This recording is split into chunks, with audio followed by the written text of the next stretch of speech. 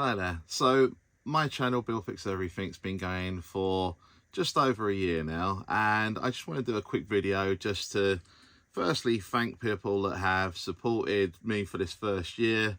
As I say, it has been a little bit of an uphill struggle. Don't get me wrong, I love doing my YouTube videos, but with work as well, sometimes it's very difficult to kind of mix the two. And in this video, I just wanted to discuss, if you're thinking of doing YouTube yourself, or if you are doing YouTube, kind of some of the things I've found out over the year, which will hopefully help other people and has helped me as well. I think right now I have the ability to, if I wanted to, I could create another channel and within 6 months get it monetized, if that's what you want to do.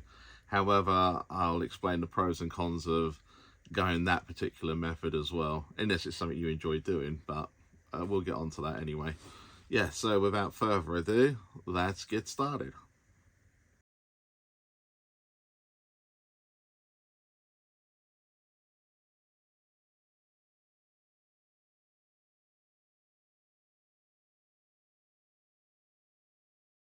In this first year, I've gone from 0 subscribers in February 2023 up to 359 subscribers, of which I'm very grateful for. I honestly didn't know how many subscribers I would get. It's not all about subscribers anyway, but thank you for all them people that have ticked that button and added me to your subscription. I do appreciate that. And again, I think you'll find a lot of YouTubers, especially when they're starting out, it's weird. You don't know what to judge your channel on, and sometimes people subscribing or liking your video can make a massive difference to kind of what your content's gonna be. Also, just in general, it's just a nice thing to do. And probably one of the worst things to happen sometimes is you release a video and 2 or 3 people will suddenly unsubscribe, and you're thinking, well, that video wasn't massively different. Did I say something to insult somebody? Have I, you can overthink it sometimes, and you can end up being a little bit kind of, I wouldn't say paranoid, but yeah, you kind of don't know who's watching your videos, and you don't know why they subscribe to start with. And sometimes it could be as simple as this particular person, say for example for my channel, they like old games consoles from a certain era, and then say I cover a computer from the 1990s, and they're like, I don't like that, that's not my sort of thing, I'm going to unsubscribe. Not my sort of thing. And I get that, but the one thing I would say to anybody, if you see a channel that's under 1,000 and you like their content, I would subscribe to it. If you're happy with the kind of content they're doing, just give them a little tick, just give them a little like, an acknowledgement, especially on the videos that you do like of theirs. And if you've taken the time to subscribe to them, try not to unsubscribe to them, because it's weird that sometimes that first bit is just that every sort of subscriber kind of counts. And yeah, I get it that obviously you get over 1,000 subscribers, then you can potentially monetize your channel. And everyone's got that dream of, oh yes, this will be my job going forward, and I'll be able to live off my YouTube funds and everything. Now, that may have been the case back in the day, and don't get me wrong, it's still probably the case today if you are a very successful YouTuber. However, I wouldn't recommend giving up your day job just yet until you get to that kind of particular level. I would definitely keep grounded, keep whatever job you're doing, do this as a sideline, do this as a bit of fun, a bit of entertainment for yourselves. And if it goes somewhere, great. If it doesn't, you've not jeopardized your future, you've not jeopardized your income, you've not jeopardized where you live, how you eat, all these little things that kind of get us through the day. So that would be my first bit of advice. Even if you get, and again, this is the thing, it's so easy to fall into this trap. And it's the same trap that, say, somebody who releases a pop song will get, someone that releases a movie will get someone who does acting.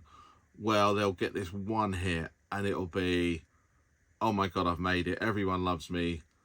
I'm, you know, this is me now from now onwards. I've seen it so many times, especially with some people I know personally who started their own band, and they got quite successful quite early, all quit their jobs, and turned out that was their only hit basically. And then after that, they all had to go back and get their day jobs again. So with that in mind, as I say, if you are thinking of starting a YouTube channel, just start small. The other thing I would strongly recommend is just don't go out and buy a ton of equipment and, you know, just go nuts with it. Just don't do that unless you've got the means and the abilities, and it isn't going to affect your day-to-day living, and you can go out and buy the latest and greatest flashy camera. Because for a start off, you might not necessarily like doing it. The one thing I found out myself is it's hard. It's very hard. It almost holds a mirror up to yourself as well. You've got an image in your head of what you're like and what sort of person you are, and you kind of think to yourself, yeah, with my personality on top of it, I can make this. I'm going to make the most fantastic videos going. It's going to be so informative. It's going to be so great. But the thing is, that doesn't come on day one. That really doesn't come. Even now, I would say for myself, I'm still learning. I'm still not quite there yet. I've bought a couple of things now that are helping me get to that where I want to be, where I see the videos being, but it's still not there yet. And again, it's the one thing I will say about doing YouTube as well. You kind of find out what sort of person you are, because up until YouTube, I thought I was quite a funny. Um, yeah, I thought I was quite a funny, I could turn anything into a good thing, a bad thing. I was quite good with stuff. And then I watch my YouTube videos sometimes and I think, this just isn't the way I envisioned it in my head. It's like it either comes out a little bit dry or a little bit flat. And again, sometimes that's down to YouTube and their conditions where you're not allowed to swear. Not that swearing should make a big difference to how your videos are, but again, you've got to restrict yourself a little bit sometimes, where you could go absolutely crazy with certain stuff. You've kind of got to rein it in a little bit, and that can be difficult as well. And as I say, the one thing I found is that you do tend to find out what you actually are, what kind of person you are. Kind of, yeah, just you kind of find yourself a little bit as well doing a YouTube videos. You kind of see, because again, it could be the other way. You could think, oh my God, I'm really boring, I'm really dull, and then everyone loves you. Like, it is one of them things. You really are holding a mirror up to yourself, and you're kind of seeing what everyone else is seeing, which you don't normally get. Like, you don't normally have that perception of yourself. So that is quite a nice side effect of doing YouTube. Right now, I would say my channel's in the golden period, in that I don't have that many subscribers. I don't have people beating down my door for doing promotions or brand placements or things like that. I can just pretty much pick what video I do that video, and yeah, some of them have been good, some of them are not being good. However, I think you've got to realize the reason why you're doing YouTube to start with. Yeah, so firstly, a little bit about myself. I've been collecting since the days when it was very uncool to collect this stuff.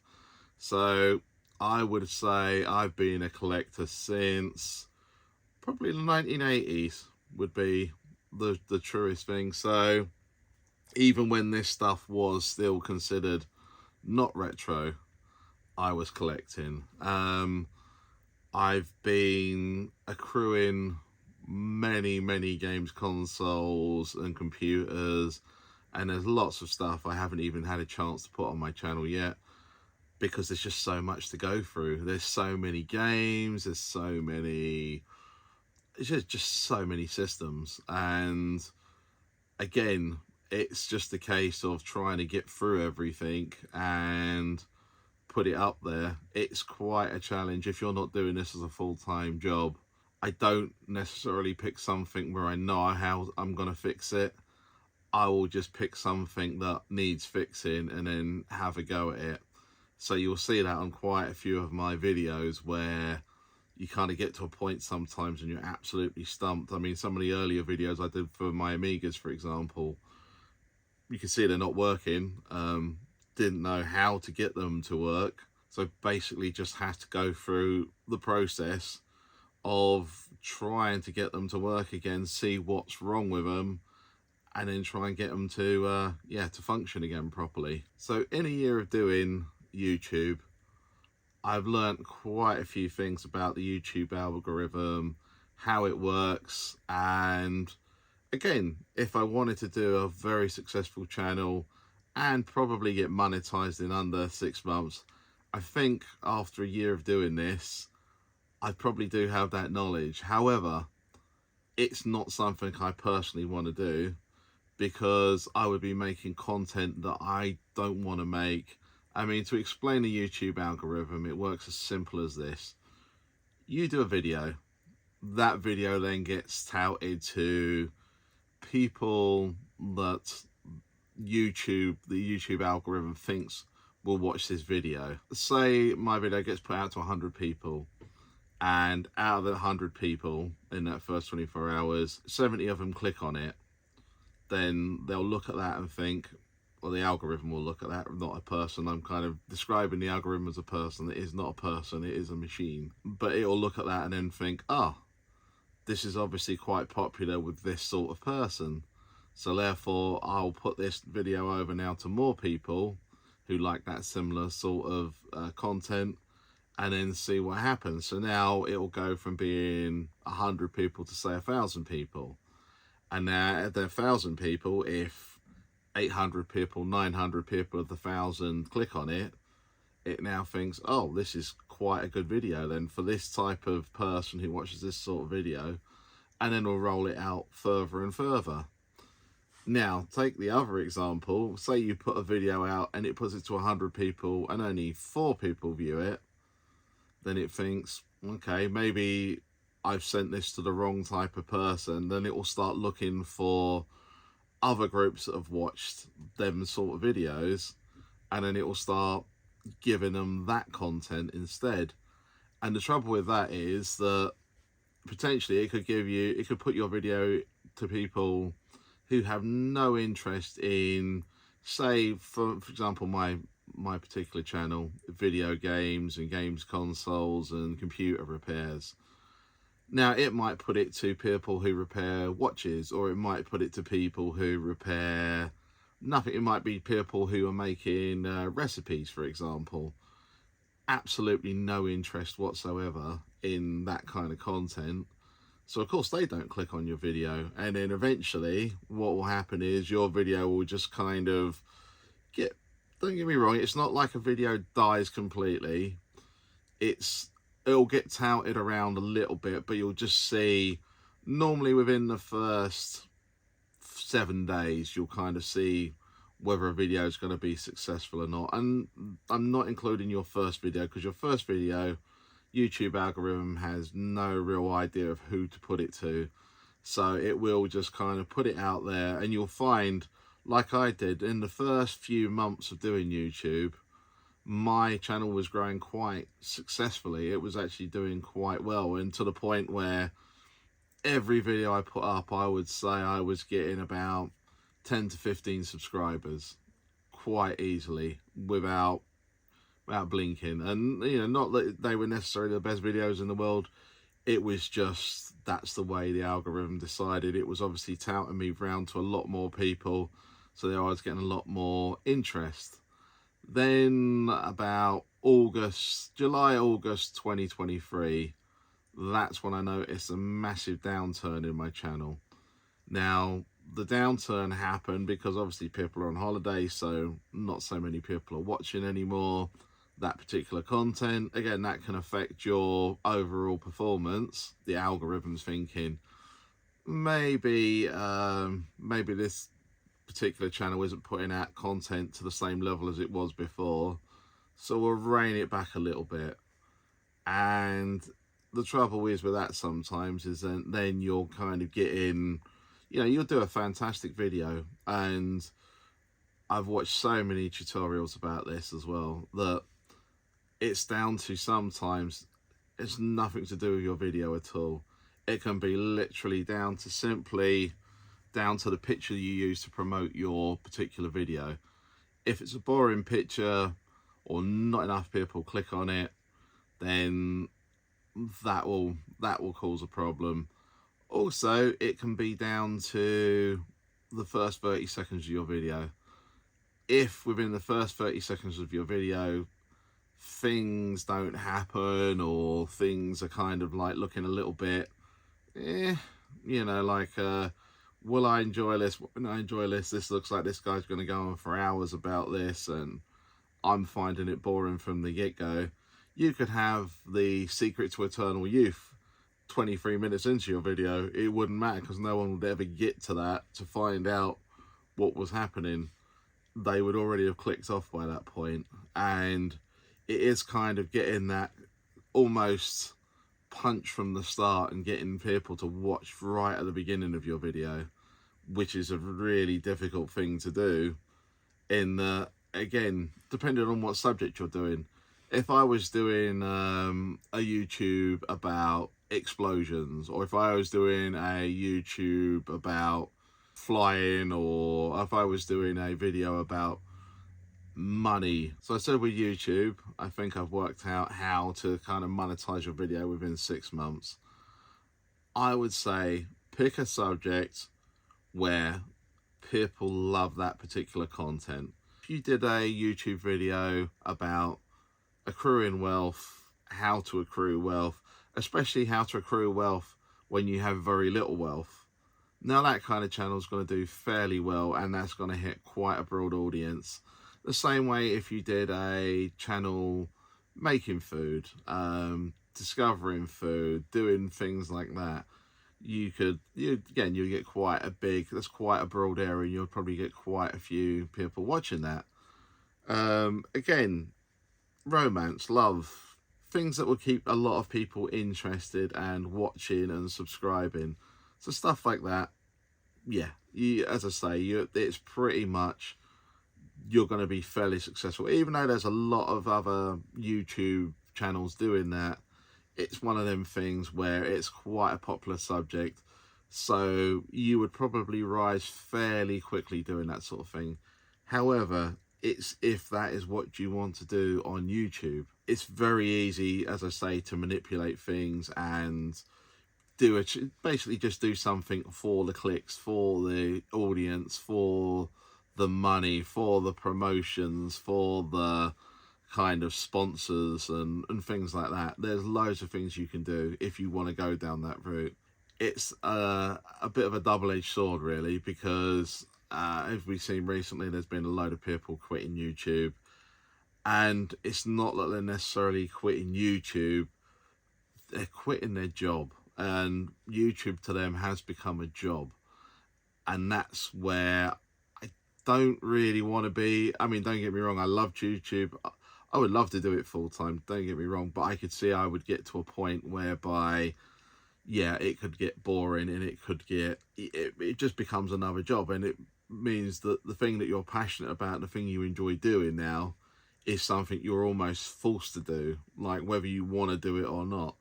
And again, doing a YouTube video, for example, there are certain times where you're like, yes, I am totally up for this. And then there's other times where you're like, do you know what? I just want to rest right now. I just don't want to bother.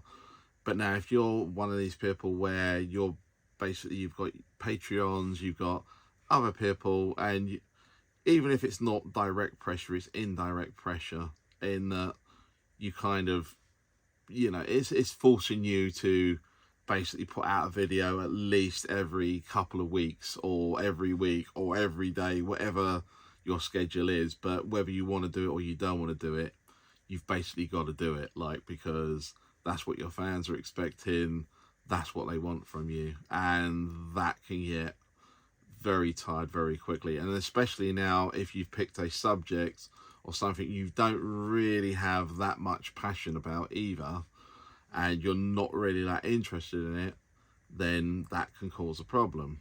For myself and for other people like me, I've gone for the exact opposite, and I've gone for quite a niche area. When I first started this channel, as I say, it's called Bill Fixes Everything, and my original aim was to literally fix everything. So no matter what it was, be it a vacuum cleaner or a hairdryer, because obviously I need a hairdryer, you name it, the idea was I'd fix it.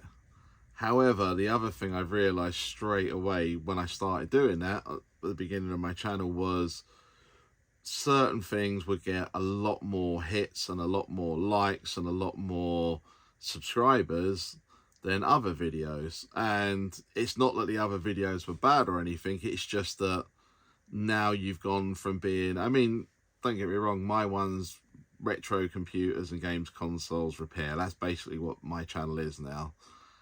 But that's quite niche already. Now, if I go down to a niche of fixing, for example, one of my videos was the Tommy Kongman game. Now, that's quite a more niche than that. And the other thing I need to discuss with this is the YouTube algorithm. So where the algorithm gets really confused is if you do a channel, say you do a car channel, and 90% of your stuff is about cars, is about reviews of cars or history of cars or working on cars, whatever. So now the YouTube algorithm knows, right, this is car stuff. These particular viewers like car stuff, will serve this up to these particular viewers. But now, say one of your videos in there is about Lego or walks in the woods or something completely not related to your general sort of channel at all. And what tends to happen then is you start to get a split. So say 90% of it is cars and then 10% of it is walks in the woods, say. So now you're going to get 90% of your audience that like the cars might not necessarily like the walks in the woods videos. So you're going to start losing clicks there, and vice versa. Other audience members will like the things about the walks in the woods but hate the car stuff. So you've almost got a split audience on your channel, and that will drive down subscribers, it will drive down views, because all of a sudden now, where the algorithm's decided you're a car channel, these are people that watch cars, but it doesn't know the video that you've just uploaded is about walks in the woods, so it'll serve this to all these people that watch car videos, and of course they're not going to click on it because unless they're really into walks in the woods and cars like yourself. So when that happens, all of a sudden YouTube's like, oh, hang on a minute, something not quite right here. They're not clicking on that video, so therefore there must be something different about this video. So I'm going to put this over to a different audience that, and again, using keyword searches and things like that, that's how it will know where to place it. But the trouble is, say for example, then you'll get like a load of people click on the ones who love walks in the woods. So now them people will now be served, your next video is a car video. Now they'll suddenly be served the car video, and not as many people that had the car videos previously will be served them car videos, because it'll be like, well, these people didn't click on that video about the walk in the woods, so maybe what this person's doing is different. So we'll try it out with a few people, but we won't try it out with all the people. So now you're going to get this problem whereby you're kind of splitting your channel. And as far as the algorithm goes, it just doesn't understand it enough. All it wants to do is, I would say pigeonhole you, but that's not the right word, because it does allow a certain amount of flexibility. And again, depending on your status as a YouTuber, if you're up there, if you're in the tens of thousands or hundreds of thousands or millions, then it's almost like you've got a personality to go behind it as well. And, you know, even if you did a video about opening a baked bean can, you would probably get 20,000 views in the first 12 minutes. But as a small YouTuber, if you start doing this, it could be, I wouldn't say the kiss of death on your channel, because you will still get views, but it will make it a lot harder for you to get to wherever you want to get to with regards to people subscribing to your channel or people liking your content or things like that. You'll find it very, very slow. So going back to example for my Tommy Kongman one, I think in the first month it had about 20 views. It was very, very low, and it wasn't that the video was particularly bad, it was just that up till this point I'd done so my first ever video was one on my Casio DG10 electric guitar, which already is a very obscure instrument from the 1980s, and again, very few people. So bearing in mind it is a guitar, it's not really a guitar, and again, it's a very niche audience. So people who like normal guitars or electric guitars or acoustic guitars wouldn't necessarily click on that video. It would be more sort of, I suppose, people that either own that particular instrument, bought that instrument, and then want to know kind of a little bit more about it, or again, just people generally interested in electronics or things like that. Again, it's a very, very, very niche audience. So that was my first video. Then I think I can't remember which one I did. I don't know if it was the Intellivisions or the Commodore ones or things like that. And them videos did a lot better, especially the ones about the Amiga, for example.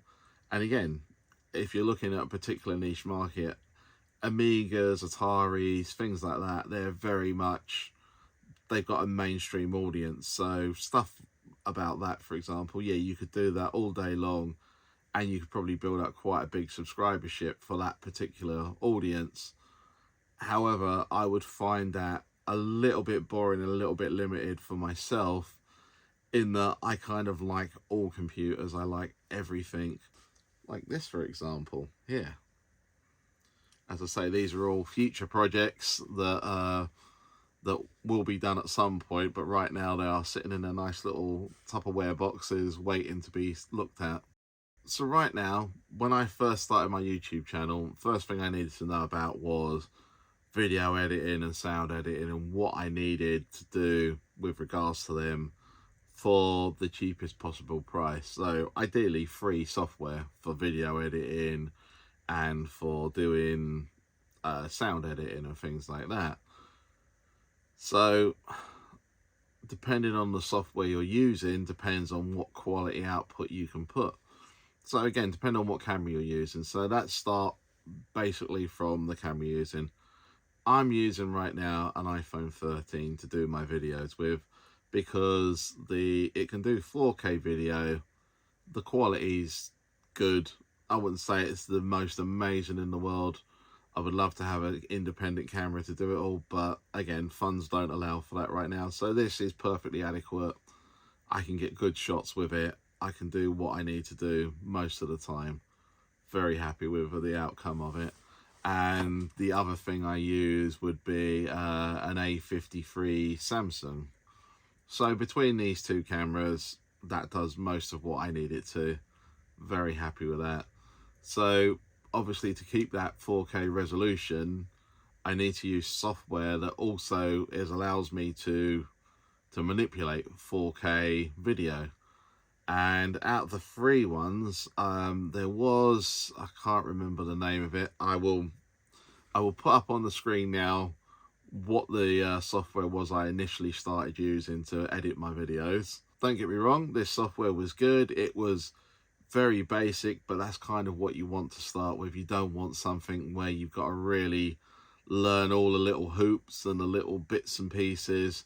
It's very kind of reminded me of the Windows video editor, and it was very basic what you could do, but it did the job to start with. The only thing that made it an absolute nightmare was, with a lot of my videos, the process I tend to do is I will film all the video and then I'll do a voiceover later, and trying to sync up that to my video sometimes, and more to the point, trying to cut out all the ums, ahs, the pop, pop, pop, which you'll get if you're doing a voiceover with a microphone and you're not using a particular a sound shield, what would you call it, like a windbreaker shield.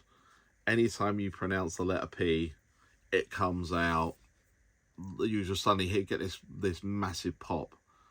And because this particular video editing software doesn't have the feature where you can actually zoom in on the waveform itself, it just shows it as a bar, it makes it very difficult to edit out them parts of it.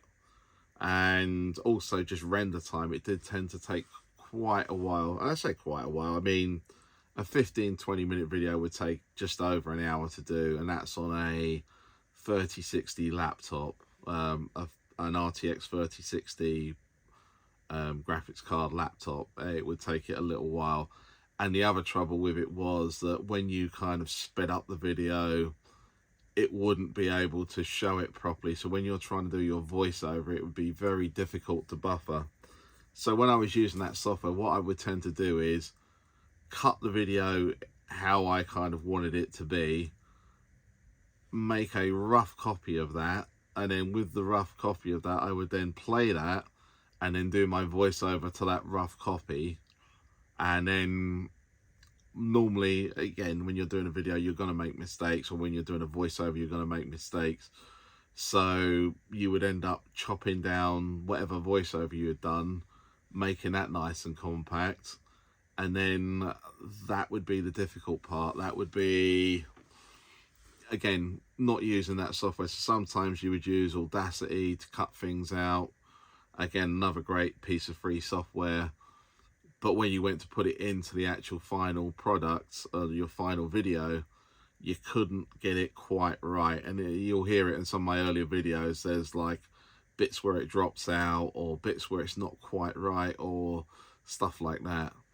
The other thing I normally do as well is, earlier on I started using like a backing track on my videos, because again, sometimes there are bits where there is just silence, like you're working on you're soldering a particular thing, there's nothing really necessarily to say, and it just makes it very quiet and very dull. So I started using backing tracks from Thematic, and the great thing with them are, as long as you put your link in the video, in your YouTube video, it's free to use that particular music.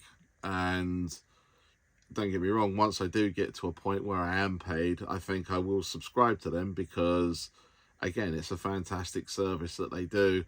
The music sounds very professional. Some of the tracks on there, I can't believe they're not actually professional recording artists right now. The level of quality is very high, and a lot of YouTubers use them as well. I'm not like the only one. It's not like an undiscovered thing, but again, if you're doing your own videos and you need some backing music, I highly recommend going there for that. And again, I highly recommend it when you get to a level where you are paid, that you do pay for a subscription. As I say, I'm not sponsored by them. I'm not covered by them in any way, but just personally, that's my personal choice. But there are other ones. I mean, YouTube have their own sound and music libraries that you can use as well. Personally, I just find them, some of it's good, but the trouble is you'll hear it on so many other videos, because a lot of people will tend to go for that particular one. I've now moved over to Davinci Resolve, which again is another free piece of software. There's two versions of it actually. There's Davinci Resolve, the free version, and then there's a paid for version, which off the top of my head, I can't remember how much it costs, but I'll put it up now on the screen, whatever it is that I find out it currently is selling for, and it's a one-time payment, and that's it. You're updated from now to evermore. However, the free version will pretty much do everything you need it to do. I mean, I'm still using the free version. Every now and again, I'll come across certain bits and pieces where I'm like, yeah, I wish I had the paid for version. But a lot of it can be done with the free version, and it is a fantastic piece of software. It can edit in 4K. It has basically different sections as well, so it's almost like a package in itself, like Like with Adobe, for example, you get Adobe Photoshop, Premiere, Illustrator, etc. Well, with this, it's almost like everything you would want for film editing is in this one package, and it is actually being used for quite a few commercial films as well, and I can see why, because just the quality of it is so fantastic. So you have one section, for example, to bring all your media in, and you can manipulate, do what you need to do with it. There's another section for actually putting your videos into a timeline and editing them, do what you need to do to them. There's another section for messing around with colors, things like that, of the particular video. So again, depending on what your videos are, you might want to color them a little bit more, make them look a bit paler, etc. Loads of special effects, title overlays, things like that, which are very easy to add into your video as well. Then you've got the sound section where you can actually zoom in on the sound that you've recorded. You can add multiple tracks.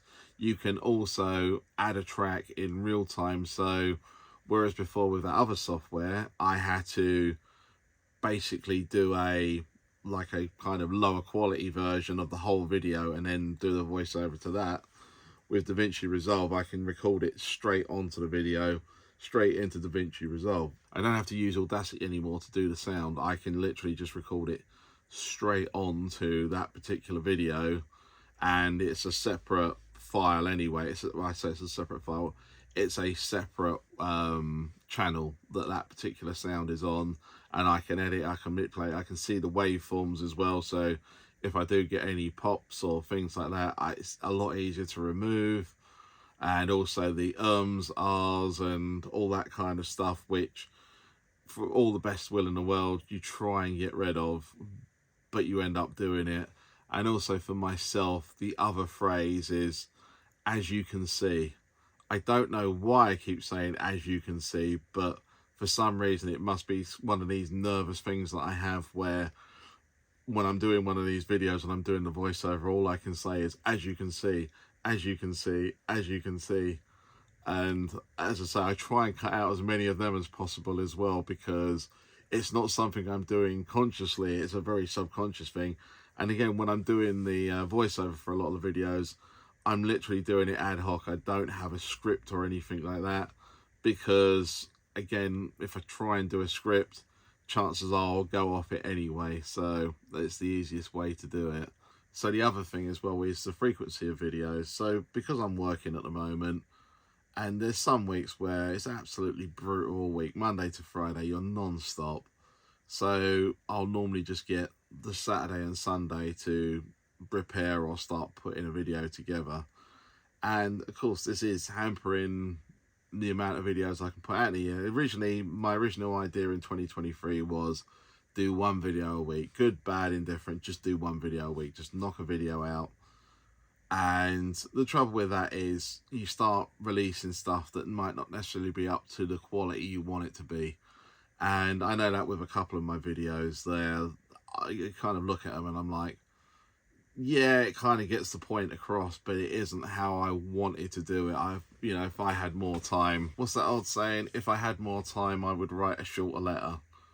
And it's very true with that as well. If you've got more time, then you can set things up, you can redo shots, you can manipulate things a lot better. Sometimes you've just got to use, so the amount of times I would be doing something and I'd look and I'd be like, oh my god, I've done all that repair, but it's like in the bottom quarter of the screen. I would set the camera facing down onto the table, but I had no idea what shot was being taken. It was because the screen's not facing me, the screen's above me there, I can't see what's actually being filmed. So with all the best will in the world, when you're working on a printed circuit board or repairing something, you'll tend to just move it wherever you want to move it and do whatever you want to do. But of course you can't see that on the screen, so it's only afterwards when you watch the playback and you're like, oh brilliant, I've caught absolutely none of that.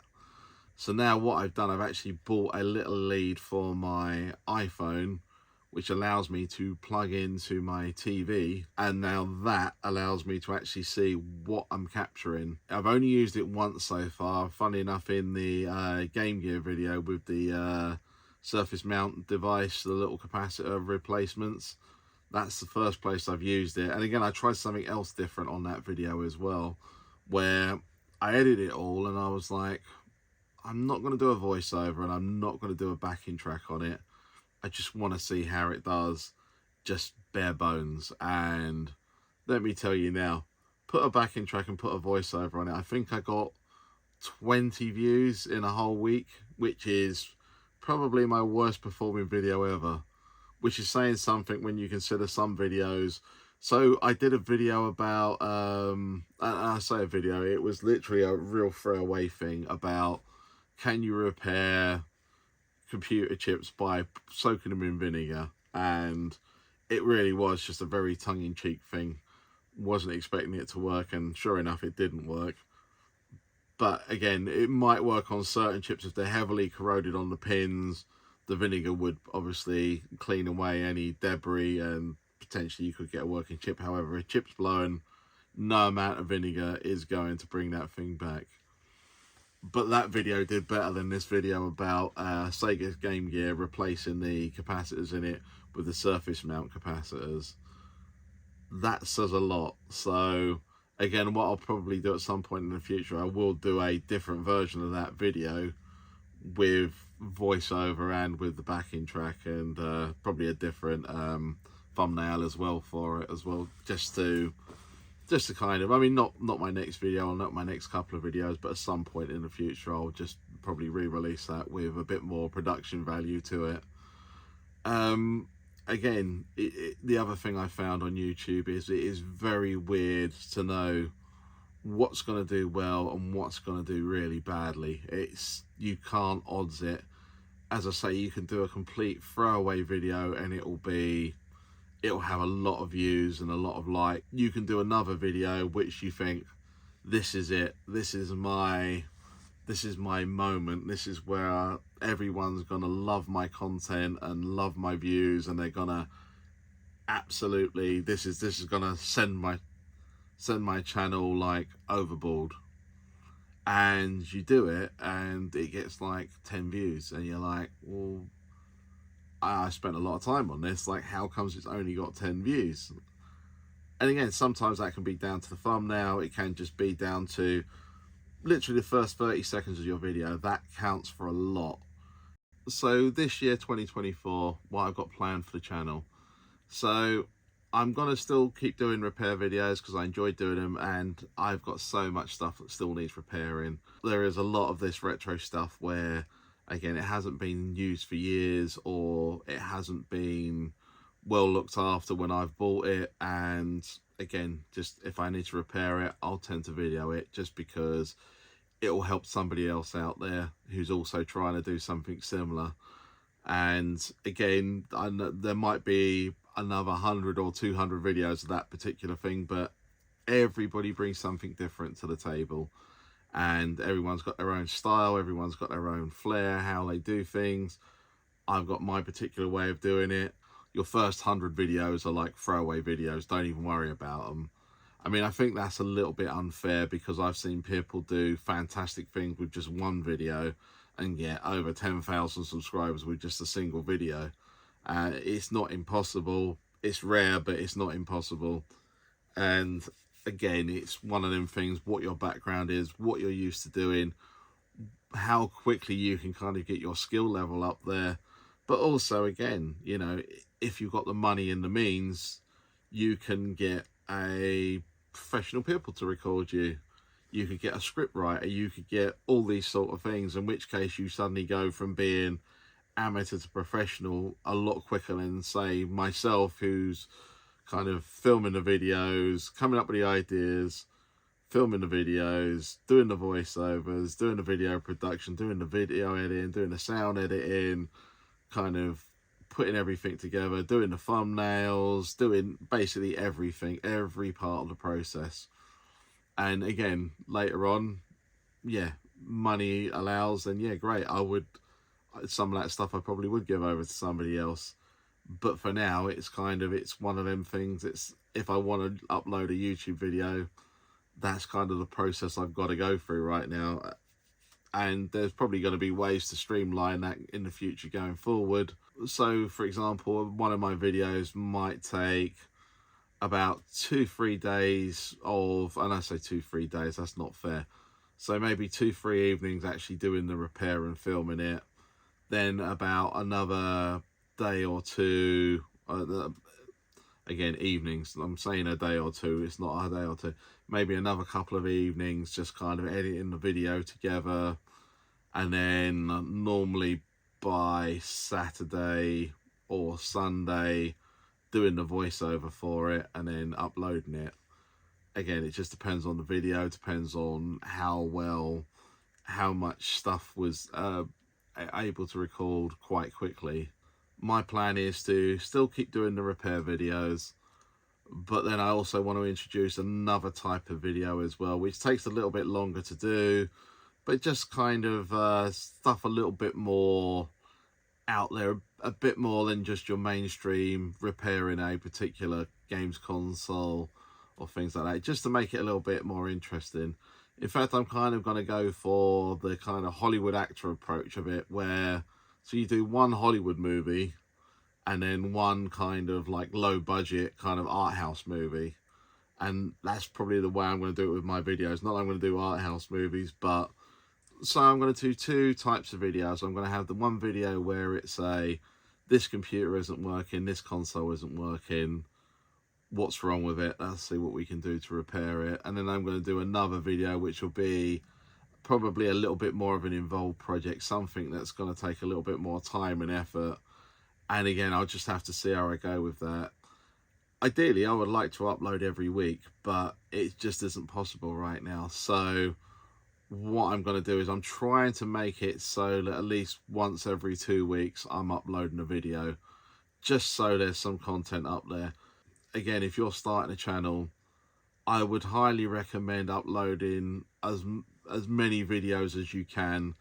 It does help the algorithm, it helps your kind of your presence. Like if you can do one a day videos, great. If you can do one every 2 days, still good. If you can do one a week, it's good. If you can do one a month, again, it's just what you can actually do. But obviously the more videos you got out there, the more chances you've got of being seen, the more chances you've got of people, oh, I like this video, let me have a look and see what other videos they do, and there's more content for them to view from your particular thing. So the other thing that a lot of people don't mention about YouTube, and especially when it comes to creating, say you want to get to your 1,000 views and get a little bit of money from YouTube themselves for the advertising. So like with my videos, I know I get advertising at the beginning of my videos, advertising at the end. At the moment, I don't see any of that money. Again, it is what it is. I get to upload my videos for free. It's costing me nothing. So to get any money out of YouTube, the minimum you need is 3,000 watch hours and 500 subscribers.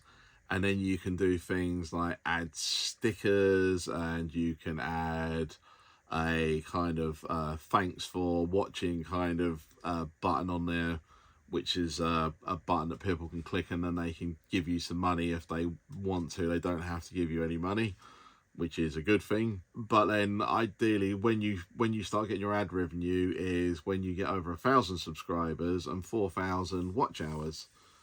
And once you get to that stage, then basically depending on how much revenue your particular videos have made, with people watching ads before or after it, or even during your particular video, then you get a little cut of that money. Now, if we're playing the numbers games, the more videos you got up there, the more watch hours you're going to accrue. Not necessarily subscribers, but potentially you would get subscribers for it. So the more it kind of accrues and accumulates, as soon as you get your 1,000 subscribers, chances are you'll have your 4,000 watch hours. With regards to monetizing my videos, yeah, don't get me wrong, it'd be great to get to 1,000 subscribers, get to 4,000 watch hours.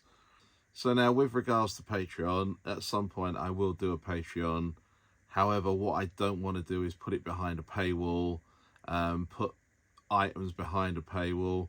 I'd like to keep everything available I like to keep everything available to everybody. So in that regards, it's more kind of like a freeware channel in that, yeah, as I say, donations are always greatly accepted, and again, it's one of them things. The more I get revenue wise, the easier it becomes for me to actually do things and repair things a lot easier. So yeah, at some point I will definitely do some kind of a Patreon thing, but I don't want to have it with. I might have different tiers, but all tiers would just literally lead to the same thing. There's no kind of hidden content or everything. Anything I release, I really want it available for everybody.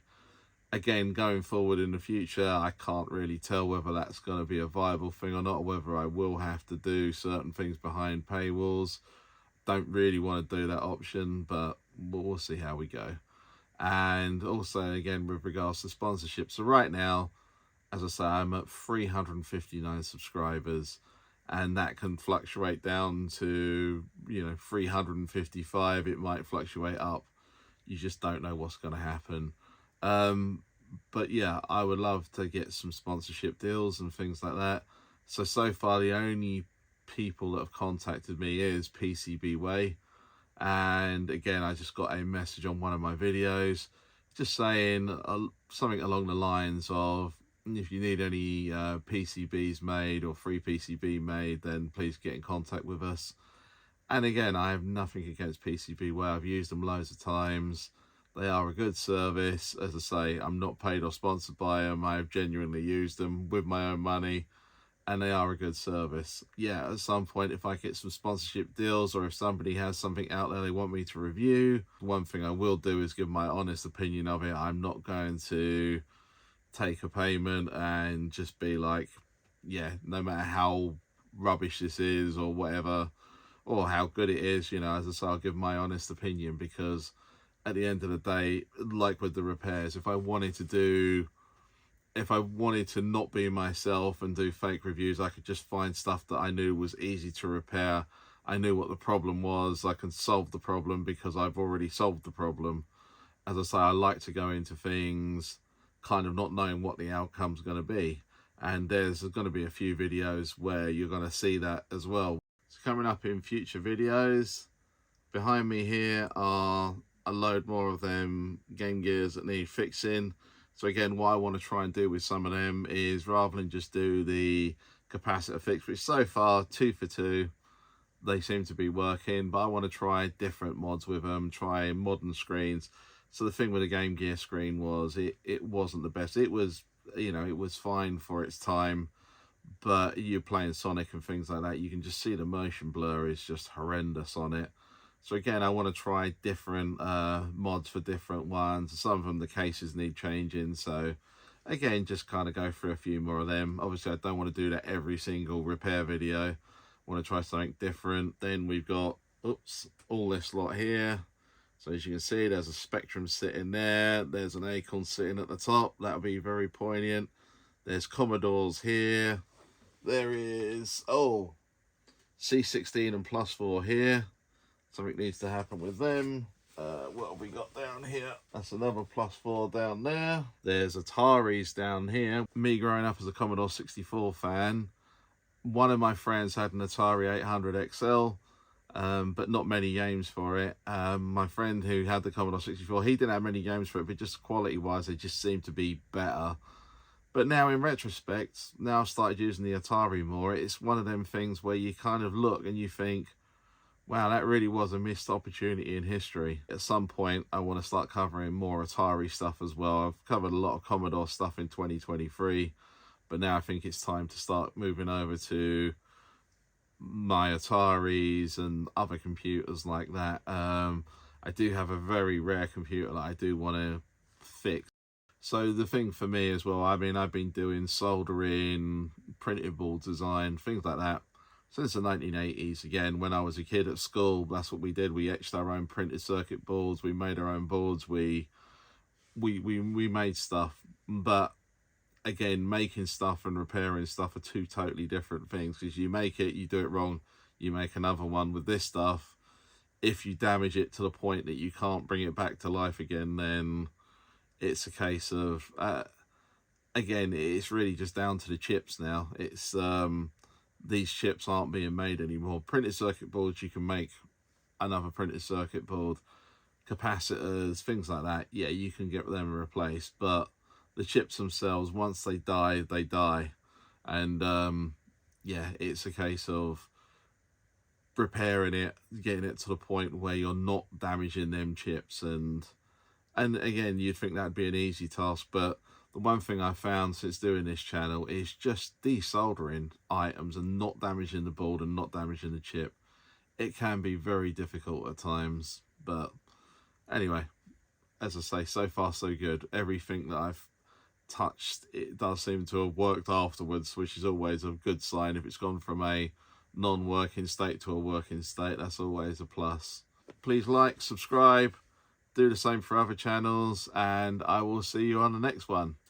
Bye for now.